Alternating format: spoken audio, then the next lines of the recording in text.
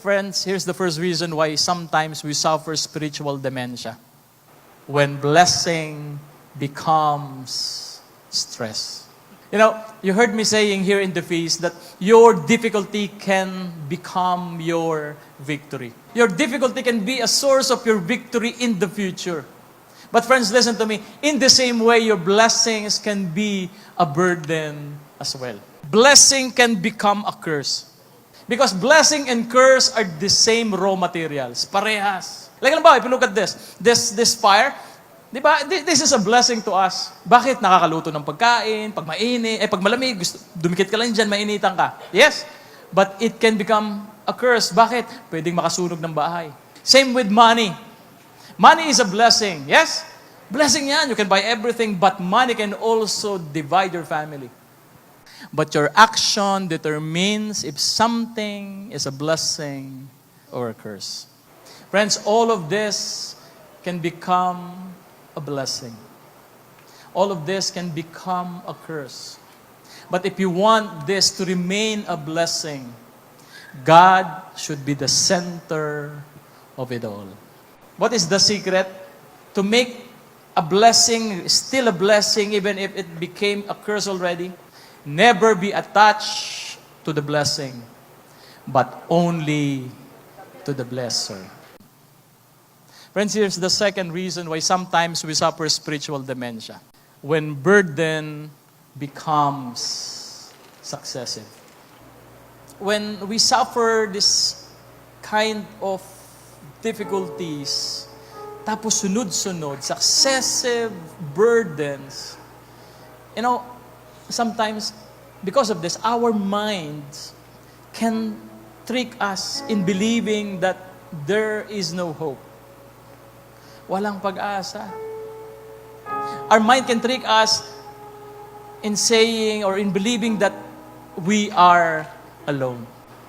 But despite all this, isa lang ang hindi nagbabago. Isa lang ang hindi nagbabago. Do you want to know? Let the word answer that to you. The Lord was with Joseph so that he prospered and he lived in the house of his Egyptian master. When his master saw that the Lord was with him and that the Lord gave him success in everything he did. And another one, nandun siya sa kulungan, ito naman ang nangyari sa kanya. But while Joseph was there in the prison, the Lord was with him. He showed him kindness and granted him favor. The warden paid no attention to anything under Joseph's care because the Lord was with Joseph. Friends, minsan akala natin, pag may pinagdadaanan ka, minsan akala mo nag-iisa ka na lang. But this morning, God would like to tell you that you are not alone. Nakasama mo siya. Friends, I don't know what's happening to your life today, but let the Lord speak to your heart. Perhaps this morning you are like Joseph. You are in prison, nasa kulungan ka. Pero yung kulungan mo ay hindi gawa ng bato or ng bakal. Yung kulungan mo, your prison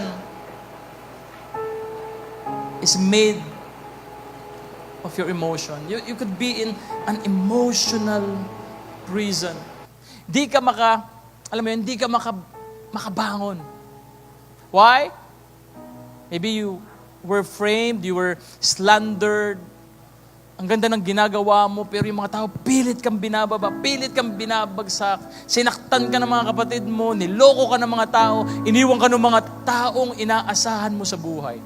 Whether you feel you are being blessed, or your blessing became a stress, or maybe your burden became successive, do not be afraid, for God is with you.